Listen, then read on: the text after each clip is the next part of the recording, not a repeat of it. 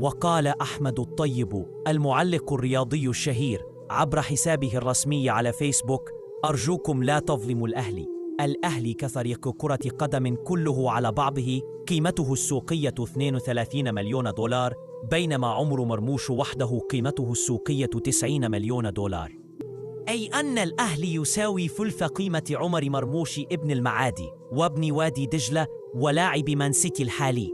إزاي بقى أنت أحسن نادي في الكون فوق الجميع؟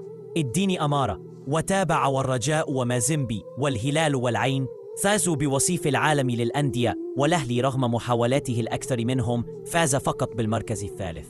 نتمنى للأهلي وآخرين كفرق مصرية إنجازات أكثر وأفضل، لكن اعرف قدرك ومكانتك ومنها انطلق للأفضل، مش كده ولا إيه؟ وختم: كلمتين من القلب من واحد ما بيكرهش الأهلي لكن بيكره كدابين الزفة ومرتزقة السوشيال ميديا.